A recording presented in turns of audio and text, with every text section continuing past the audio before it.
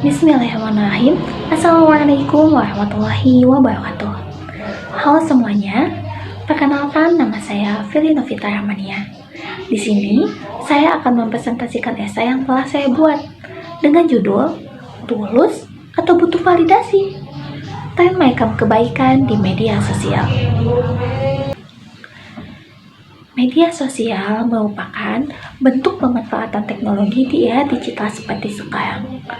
Banyak sekali platform yang digunakan oleh kalangan muda hingga dewasa untuk menuangkan pikiran, mengekspresikan diri, atau bahkan sebagai ladang mencari penghasilan.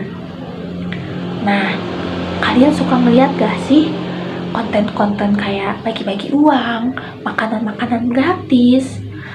Nah, ternyata itu adalah tren konten kebaikan atau makeup kebaikan di media sosial yang sedang naik daun akhir-akhir ini.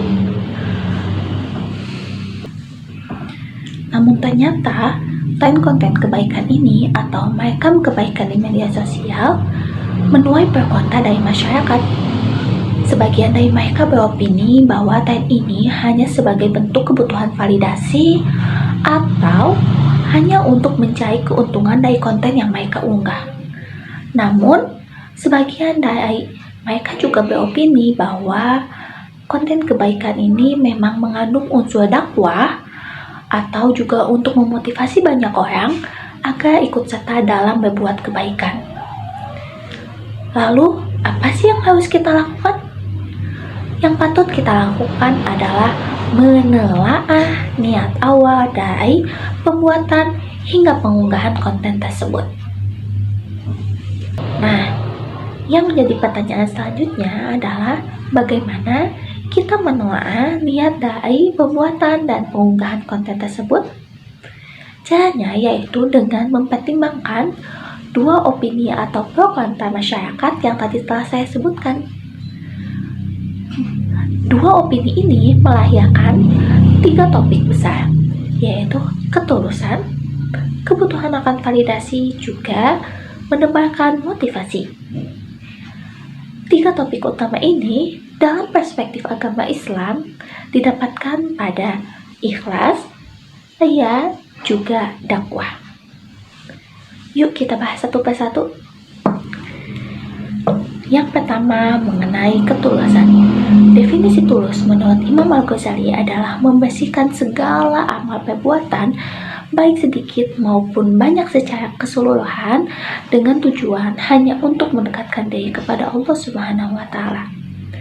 Nah, dari definisi ini sudah tampak jelas bahwa segala sesuatu yang dikatakan ikhlas hanya apabila dilandaskan untuk mendekatkan diri kepada Allah Subhanahu wa taala.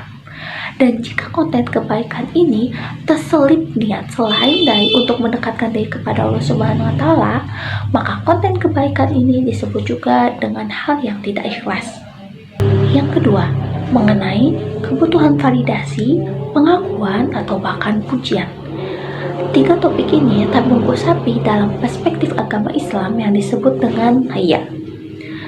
Nah, riya dalam segi bahasa Arab mempunyai arti melihat. Sedangkan dalam Kamus Besar Bahasa Indonesia, riya mempunyai arti sombong ataupun congkak. Sebuah penelitian dilakukan untuk mengetahui arti dari kata riya. Kata riya mempunyai arti yaitu ketika seseorang mencari tempat di hati orang lain dengan memperlihatkan sifat-sifat baiknya. Dan tanda dari orang riya yaitu ia akan bersemangat apabila kebaikannya itu dilihat oleh orang lain. Namun sebaliknya, dia tidak akan mempunyai gairah jika kebaikannya itu tidak dilihat oleh orang lain. Hal yang ketiga yaitu untuk menciptakan dorongan positif atau memotivasi banyak orang. Dalam perspektif agama Islam, hal ini disebut juga sebagai dakwah.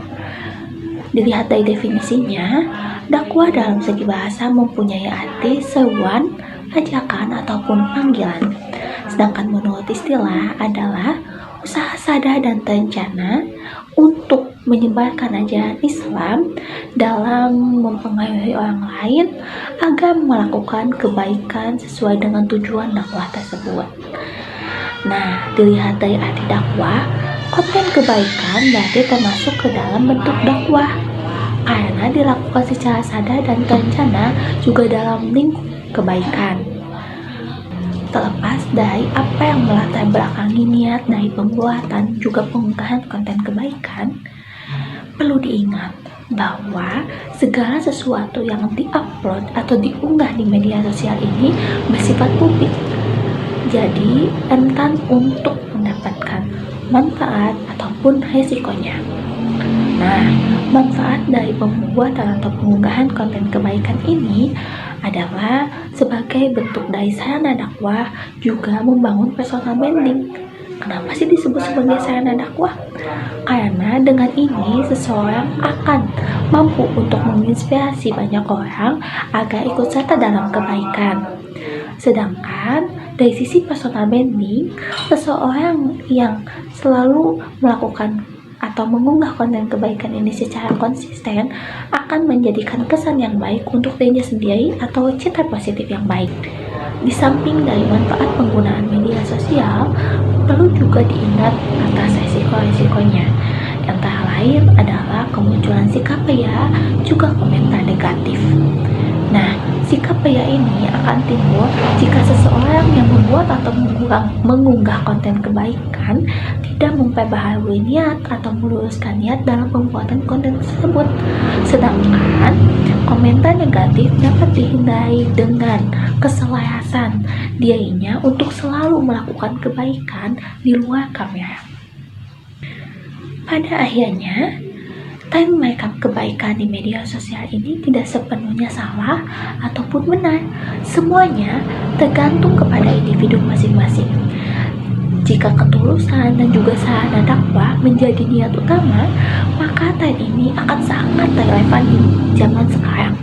Akan tetapi, jika hanya sekedar untuk kebutuhan validasi ataupun mencari penghasilan, maka esensi kebaikan yang dihasilkan dari apa yang dilakukan itu akan berkurang ataupun hilang.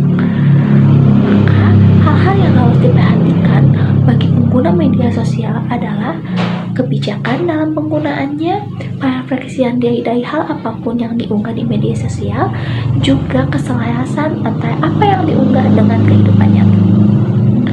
Mungkin sekian presentasi esai yang dapat saya sampaikan. Semoga bisa menjadi ilmu bagi kita semuanya. Thanks for watching my video. Wassalamualaikum warahmatullahi wabarakatuh.